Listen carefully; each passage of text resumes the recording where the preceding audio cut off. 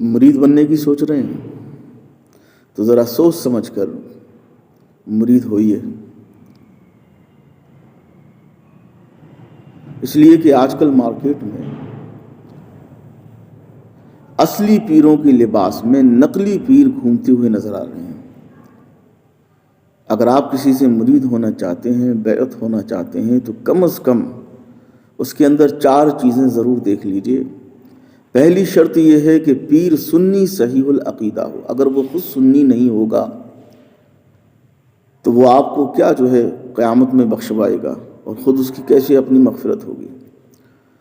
دوسرا یہ کہ اتنا علم رکھتا ہو کہ شریعت کے ضروری مسائل وہ کتابیں دیکھ کر وہ نکال سکتا ہو، پڑھ سکتا ہو، خود بھی علم حاصل کر سکتا ہو، اپنے مریدوں کی بھی دینی ضرورت کو پورا کر سکتا ہو۔ تیسری شرط یہ ہے کہ اس کا سلسلہ حضور نبی کریم صلی اللہ علیہ وآلہ وسلم سے متصل ہو۔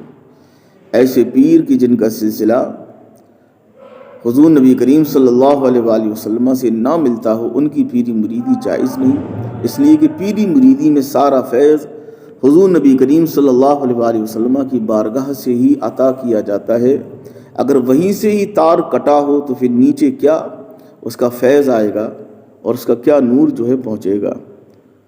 اور چوتھی چیز جو ہمیں اور آپ کو دیکھنا ہے کہ پیر کسی کھلم کھلا کسی گناہ کا مرتکب نہ ہو، نمازیں چھوڑتا ہو، شراب پینے کا عادی ہو، چلم پینے کا عادی ہو، سمجھ رہے ہیں؟ تو ایسی چیزیں جو شریعت مطہرہ میں گناہ ہیں، ناجائز و حرام ہیں، پیر ان چیزوں کا مرتکب نہ ہو۔